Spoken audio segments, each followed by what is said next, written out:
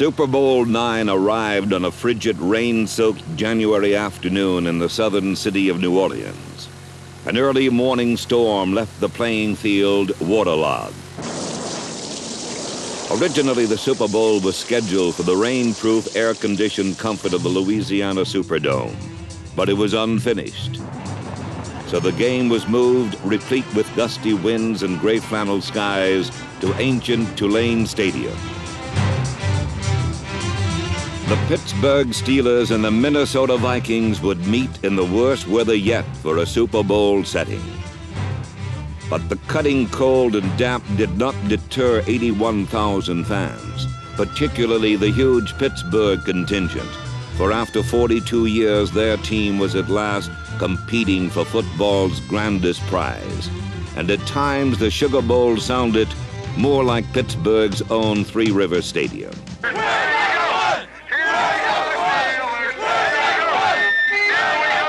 We're number one. Our voice is number two. Big hit for the Steelers! Yeah! Big hit for Franco! Yeah! Mean Joe Green! Yeah! White! Yeah! Big cheer for Chuck Noll!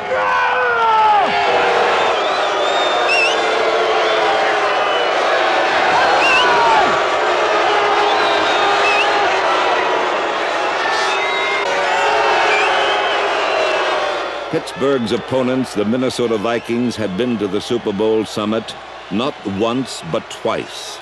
And in the hard history of this game, the team with the most experience has always won.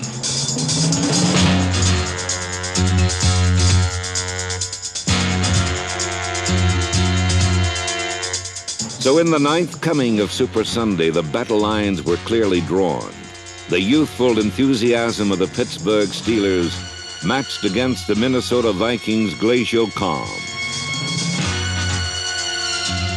Quarterback Fran Tarkenton's 14 seasons of cunning versus Mean Joe Green and the vaunted steel curtain defense.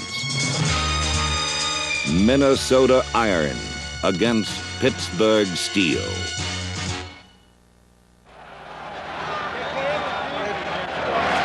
Bill, have a good one, huh? Good luck. Brady, have a good one. Good luck. You too, Andy. Okay, boys, this is the big one. Let's play ball.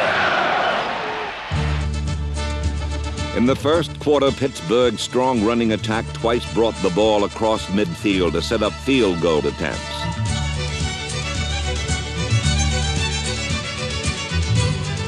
But both kicks failed. On the first, Roy Jarrella hooked the ball wide. This failure set the tone for the kicking performances of both teams for the entire game.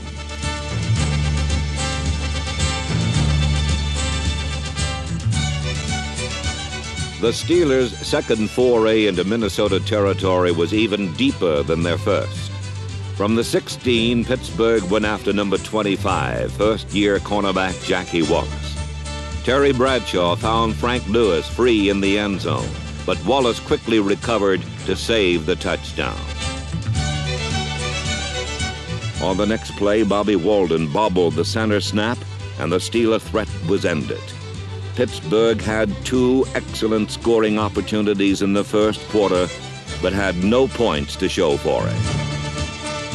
Minnesota's offense, however, fared far worse. Fran Tarkenton said, "Pittsburgh expects us to run inside, and we will. We just have to get some muscle in front of our runners." But the only muscle Dave Osborne and number 44 Chuck Foreman saw was Steeler muscle, as Joe Green and Ernie Holmes jammed the middle tightly closed. After each series, Pittsburgh's defense left the field with glee. In fact, their entire bench was loose and laughing, almost absurdly relaxed. And well it should, for in the first quarter, Minnesota had been limited to just 27 total yards and a single first down. The steel curtain defense had decisively taken command of the game. In the second quarter, Jackie Wallace continued to be challenged by the Steeler offense, but the young cornerback responded with gusto. Wallace had a reputation for mistakes, and Pittsburgh picked him as a pigeon, a target to probe. Terry Bradshaw had tested him short and now tested him long, But Jackie Wallace, among all the well-known names on the Vikings defense, played the finest game of his brief career. Pittsburgh discovered the presumed weak spot just wasn't there.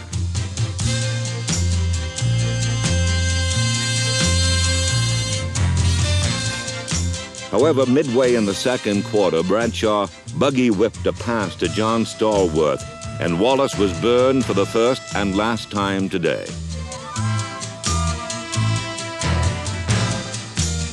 The 22-yard play was the longest of the game so far, but its real importance was in the field position it gave the Steelers.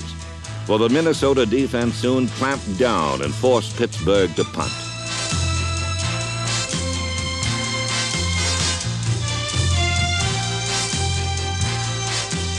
The kick came from inside Minnesota's 50, and it put the Vikings in vulnerable position in the shadow of their own end zone. Thus, the scene was set for the first score of Super Bowl IX.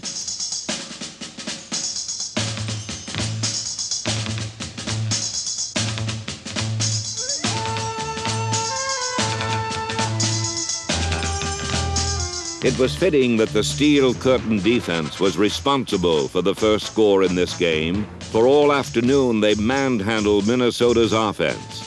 Pittsburgh set a Super Bowl record by bankrupting the Viking running attack. The incredible total was merely 17 yards gained against them. On the scoring play, Dave Osborne never saw the ball, which accidentally was kicked goalward by the golden shoe of L.C. Greenwood. Dwight White's tag on Tarkington in the end zone completed the first safety in Super Bowl history, and Pittsburgh led 2-0.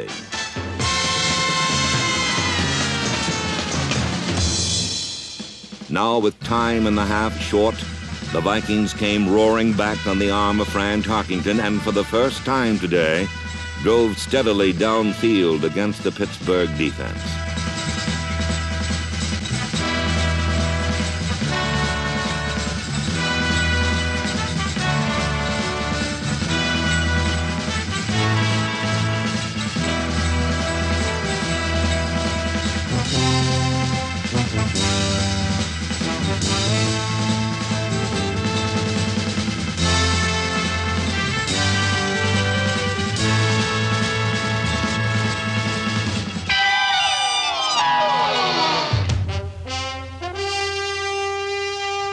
On a play that symbolized the day for both teams, Glenn Edwards' vicious hit stripped John Gilliam of the ball and gave Mel Blount an easy interception for Pittsburgh. This was perhaps the most crushing blow of all, for instead of a Viking first down on the 5, the Steelers controlled the ball again. Their slender 2-0 lead was preserved at the half.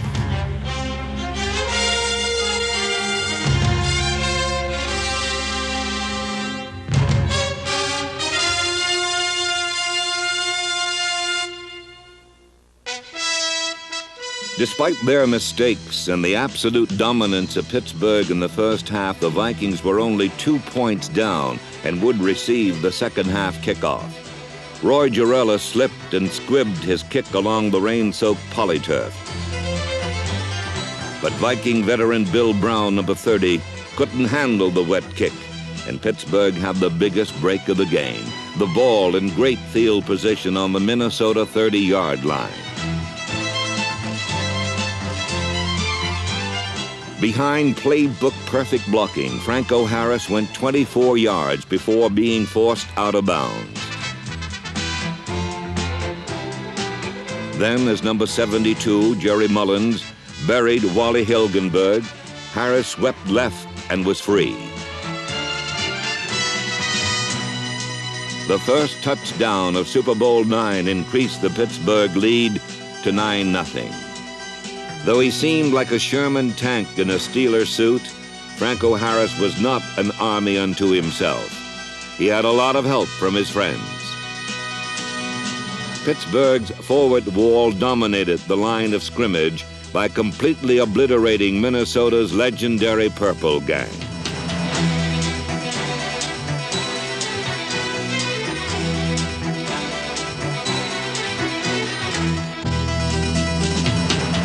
Behind devastating blocking, Franco Harris set a Super Bowl record 158 yards rushing and was named Most Valuable Player of the game.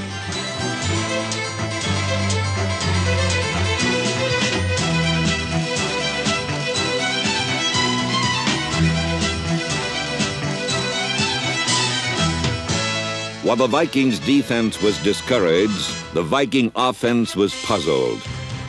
For they never did solve the riddle of Pittsburgh's two tackles with their looping, stunting stack-over sets that terrorized center Mick Tingelhoff and completely eliminated the Viking running game. Forced to pass, Tarkington was like a darting deer among a pack of howling wolves. When he could get a pass over the on-rushing lineman, the results, more often than not, were disastrous. In this Super Bowl game, the mantle of greatness vividly passed from Minnesota's Purple Gang to Pittsburgh's Steel Curtain defense, as a quiet quartet watched helplessly from the sidelines. Pittsburgh's dominance occurred even though they lost two starting linebackers, Andy Russell and Jack Lambert, for much of the game.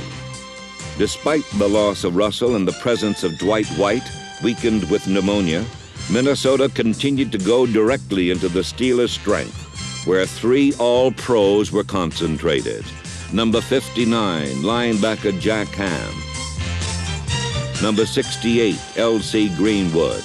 And number 75, Joe Green. Still, the Vikings went exclusively to their right, where in a matchup of All-Pros, Greenwood devastated tackle Ron Yeri, hounded Tarkington into retreat, and like a volleyball player in pads, spiked three of his passes to the ground. Another key was the inability to hit John Gilliam, one of the most dangerous deep threats in the league. Often Gilliam got free, but Tarkington only saw Steelers.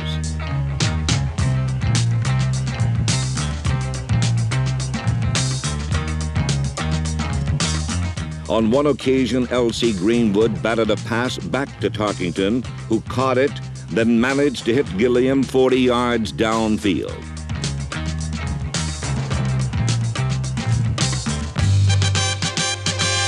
But the play was whistled dead, an illegal second effort, in effect an embarrassing Tarkington completion. But 4 plays later, Minnesota retaliated when rolling right as usual. Tarkington managed to loft the ball over Greenwood and Green. The result was a 28-yard completion, the longest of the game for the Vikings. With a rare visit into Pittsburgh territory, Tarkington surprised by rolling left for the only time today. But number 78, Dwight White, was waiting. Joe Green made the interception, and the Vikings' brief spurt was over. However, early in the final quarter, Minnesota got another chance when Franco Harris fumbled and Paul Krause beat him to the ball. Here, Tarkington went for broke, throwing the football as far as he could.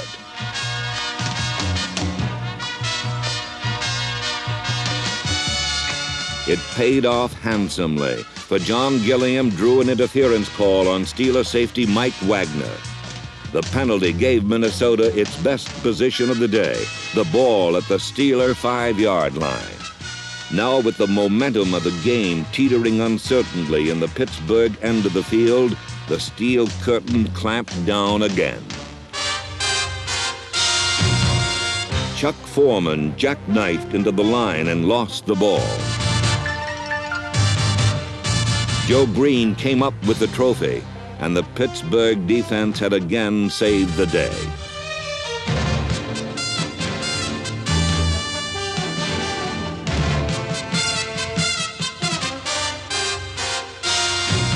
But Pittsburgh's reprieve lasted only 4 plays. Matt Blair poured untouched into punter Bobby Walden, and Terry Brown had an easy touchdown.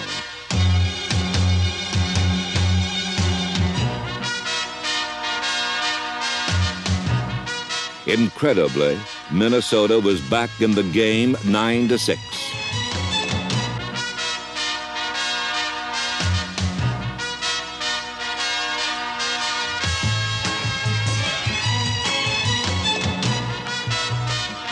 But frustration and errors were not over for the Vikings. On the extra point, Fred Cox's kick hit the left upright, and Minnesota remained 3 points short of a tie. However, over 10 minutes remained to play in Super Bowl IX. Anything was still possible. With his team holding an uncertain 3-point lead, Terry Bradshaw had his finest moment. A quarterback is always in the spotlight, but today Bradshaw had somehow seemed on the periphery of events. Now, with the game up for grabs, the youngster kept a cool many thought he didn't possess. 3 times he completed third down passes, the first for 30 yards to Larry Brown on the longest and most controversial play of the game.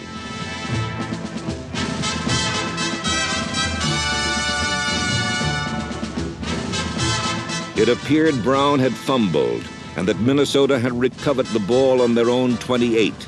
It would have given the Vikings a tremendous boost at a crucial time. But the head linesman, Ed Marion, overruled the initial decision, and Pittsburgh retained possession.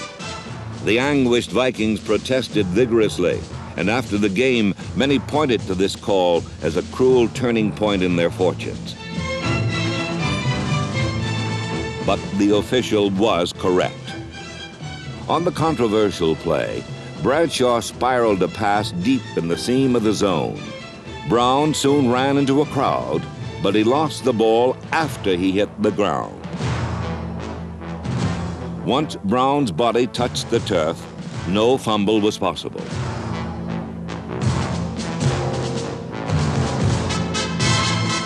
The 2 officials nearest the play, but behind it, immediately signaled Vikings ball, and the Steelers started off the field.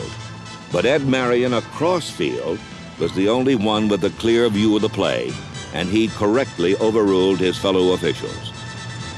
Pittsburgh had a new life. Now deep in Minnesota territory, the focus returned to Franco Harris and the Steeler running attack. The Purple Gang braced for the onslaught, but Bradshaw crossed them up. On a misdirection play, Harris went left, and the ball in Rocky Bleier went right through a gaping hole. The brilliant call was good for 17 yards and a Steeler first down, but Pittsburgh was soon faced with another third down situation, and Bradshaw again went to number 20, circling out of the backfield. The scrappy Bleier was hit immediately, but stretched for the vital first down. The clock continued to run as Minnesota's chances receded into the evening shadows. From the 4, Bradshaw ended the long 66-yard, 7-minute drive by rolling out and drilling the touchdown pass that clinched the game.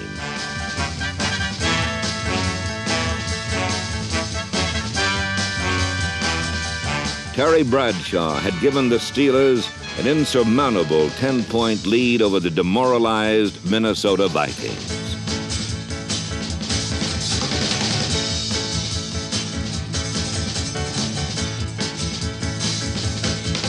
Now, as darkness shrouded the field, the steel curtain forming an eerie tableau stamped indelibly on the memories of all who witnessed their great performance, struck one final fatal blow.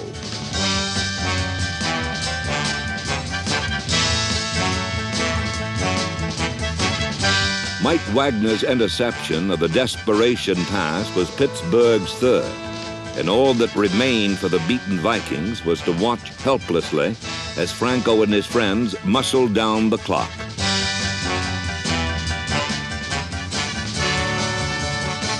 The Steelers' sideline celebration now seemed noisier and more crowded than Bourbon Street had the night before. World champion, number 1! Number 1! Oh, we are the one. The one and only one. Right on, Dwight? It's just a matter of time. It's a matter of time. 51 seconds, as a matter of fact. We got to be the one. That's going to be our song now. We got to be the one. We got to be the one in 51 seconds.